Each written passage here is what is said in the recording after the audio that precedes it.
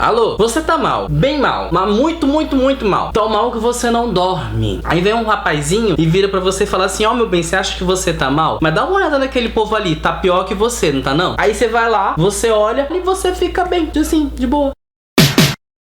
Esse é o começo da trama de Clube da Luta do Chuck Palahniuk. Eu li esse livro aqui tem 2 semanas e eu fiquei tão mal que eu não consegui fazer resenha na época. Na verdade, eu ainda estou mal agora. Só que a gente tem que falar sobre esse livro porque é importante, realmente importante. Esse nosso amiguinho, nosso protagonista, tá tendo muitos problemas pra dormir. E dormir é uma coisa que todos nós precisamos fazer e precisamos fazer bem, porque nós sabemos o quanto isso é gostoso. Dormir cura quase tudo. E aí ele não tá bem porque ele não tá dormindo e dizem pra ele nesse lugar que ele vai conhecer pessoas que estão um pouco piores do que ele. São vários grupos de outras pessoas que estão mal, mas essas pessoas estão um pouco pior porque as pessoas estão morrendo. Eu não sei se eu já falei aqui no canal sobre empatia, mas se eu não falei, essa é uma boa hora pra falar. Quando ele fala sobre esses grupos, ele diz uma frase maravilhosa, e esse é um dos maiores problemas desse livro. Ele tem frases maravilhosas que falam de coisas incríveis e sensacionais que eu nunca tinha notado na minha vida, e elas são incríveis porque elas são horríveis. E ele diz assim: quando as pessoas acham que você está morrendo, elas realmente te escutam.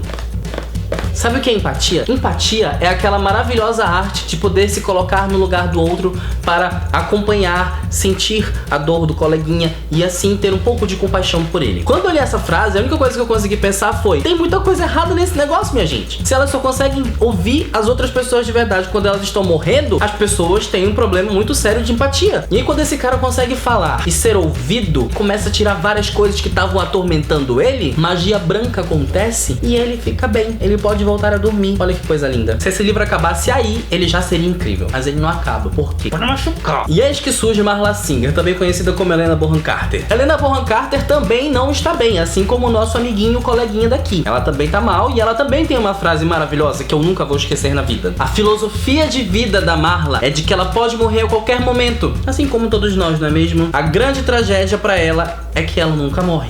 E aí Helena Bonham Carter vem e fica acompanhando o nosso amiguinho por todos os lugares em que ele vai. Todos os lugares em que ele vai, todos os clubinhos em que ele passava, pra ver aquela galera que tava mal pra que ele pudesse ficar bem. Tá lá Helena Bonham Carter. Helena Bonham Carter no pé dele. Porque ela também tá precisando de ajuda. Porque ela também precisa ficar bem um pouquinho. E aí o que acontece? Quanto mais ela tá lá, menos ele consegue deixar aquelas coisinhas ruins que ele tem dentro dele sair. E menos ele consegue ficar bem. E aí menos ele consegue dormir. Aí ele fica todo estragado de novo. Tá dando pra sentir como esse livro é doidão? O quanto ele enrola a cabecinha? E aí temos o terceiro grande personagem dessa história, que é ninguém mais, ninguém menos que Tyler Durden. Tyler Durden não é nada além de um grande macho. Eu quero que vocês tenham aquela noção bem arcaica da palavra mesmo. Aquele cara que é totalmente dono de si. Machão, brutal.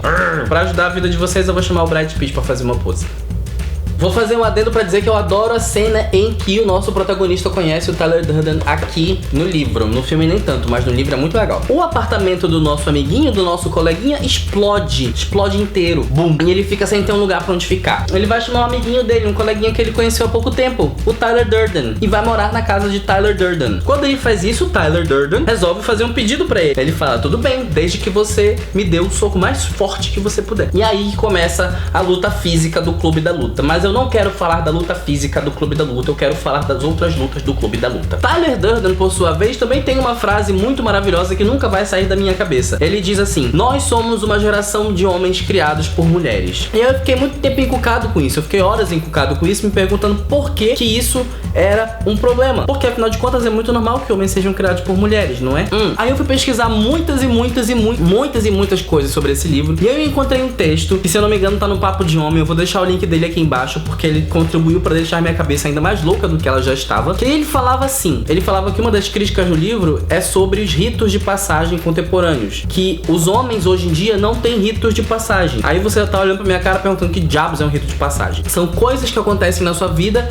que vai te alterar de uma maneira tão grande que vai acabar transformando a maneira como a sociedade ao redor te percebe também. Quando a gente fala de civilizações arcaicas, a gente consegue encontrar muitos ritos de passagem. Os indígenas têm o ritual das tucandeiras que eles faziam com meninos. Eles colocavam a mão dos garotinhos dentro de uma luva, e aí eles tinham que manter a mão lá dentro por um tempo, se eles fossem fortes o suficiente para resistir à dor. Então eles podiam ser homens dentro daquela sociedade, guerreiros fortes e tudo mais. E por que esse negócio bárbaro, tosco, ridículo era tão importante assim? Porque antes disso, os homens estavam sendo criados pelas mães. E as mães são o quê? Mágicas. Elas são pessoinhas que estão ali te dando comida, abrigo, conforto, amor, paz e tudo mais que você precisa numa pessoinha só. Olha que coisa maravilhosa. Só que aí, se você confia nessa criatura mágica e maravilhosa a sua vida inteira, você não consegue evoluir muito além daquilo. E você se torna extremamente dependente daquela relação. Tanto probleminha que pode vir disso, você imagina gente sem senso crítico, gente sem inteligência emocional, e eles não faziam nada. Ou seja, na nossa sociedade contemporânea,